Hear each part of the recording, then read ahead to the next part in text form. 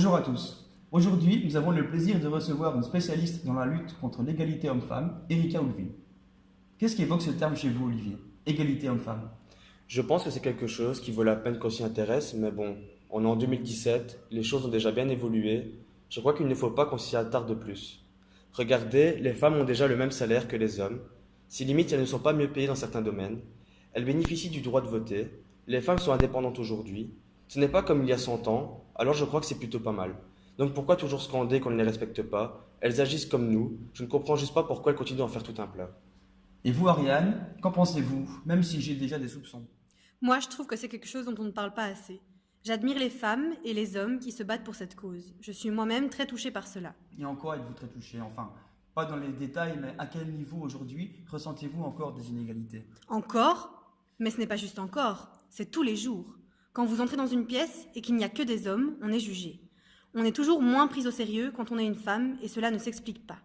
De plus, beaucoup de femmes sont beaucoup moins payées que leurs homologues masculins, contrairement à ce que pense Olivier. C'est comme la polémique qui a fait rage en octobre dernier avec le hashtag Balance ton porc qui dénonce le harcèlement et les agressions sexuelles.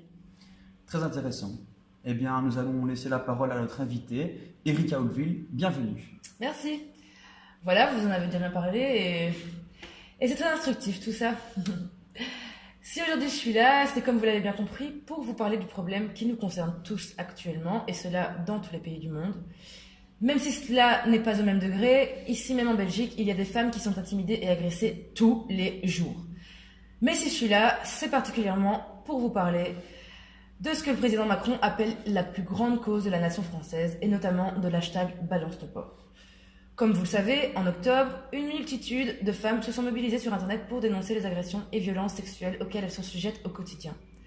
Cependant, en voulant réduire les revendications des femmes agressées à un hashtag violent et revanchard, cru et cruel, tel que « balance ton porc », on extorque la cause des femmes au cadre juridique et sociétal dans lesquels elles devraient s'inscrire et on la place dans un cadre étriqué, celui de l'indignation de masse.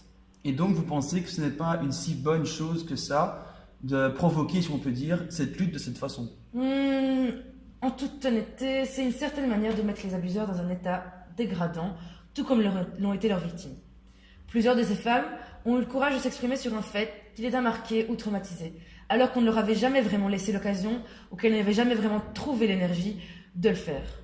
Oui, mais ce n'est pas en se cachant derrière un écran que ces femmes gagneront en dignité. Au contraire, en faisant cela, elles s'initient clairement au sexisme inversé.